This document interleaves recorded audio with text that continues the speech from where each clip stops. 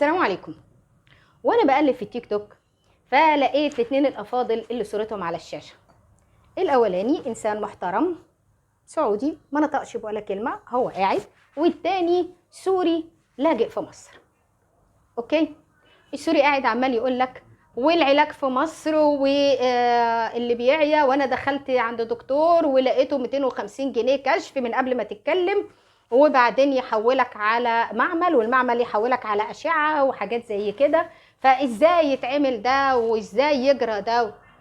هو انا هسأل حضرتك سؤال، هو لما دخلت لقيتهم كده قالوا لك انت سوري او يمني او افريقي اركن على جنب، والمصريين على راسهم ريشه ومركونين على جنب؟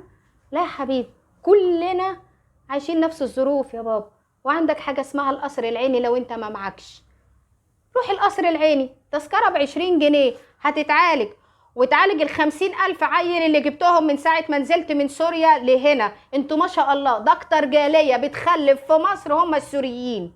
يعني انتوا شفطينها، يعني انتوا مخلفين واخدين معونات وبتاكلوا زينا اكل مدعم. احنا جيب سنة من السنين ما لقيناش سكر، كنتوا شافطينه، كنتوا بتعملوا بيه حلويات وتقفوا بيه في اشارات المرور تبيعوه.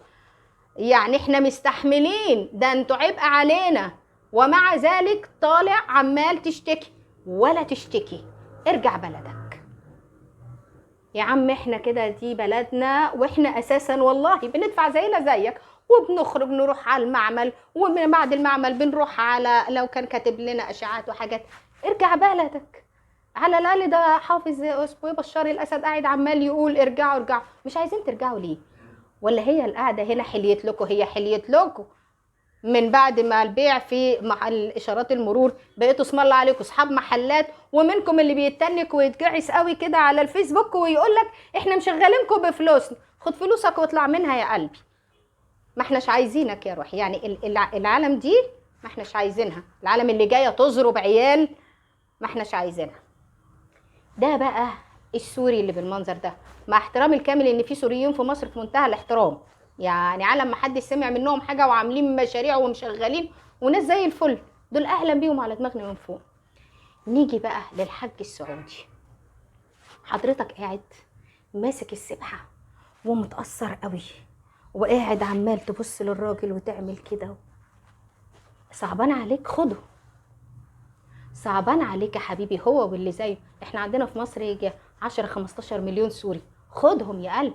الله يحيي المملكة، الله يحيي المملكة ويديمها في عز. خدهم، على الأقل هيجاوروا بيت ربنا، وهيبقى يعني انت كسبت فيهم ثواب، بدل ما تطلع وعمال تتمصمص شفايفك ان شوفوا مصر الناس بتشتكي منها. انا عايزه اقول لحضرتك مع احترامي الكامل لكل الدول، مصر شايله مش فوق طاقتها، فوق طاقه 10 بلدان زيها. وكفايه اللي رئيسنا بيشوفه واللي بيحاول يعمله عشان يوفر الاكل والشرب للي موجودين جوه مصر. في مصر مفيش تمييز، زينا زيهم، ياكلوا زينا، بنشرب زينا، بندخل مستشفى نتعامل زيهم وهم زينا، بيتعلموا في مدارسنا بالمجان. مفيش حاجه اسمها اصل ده المواطن وده المقيم. ماشي حضرتك؟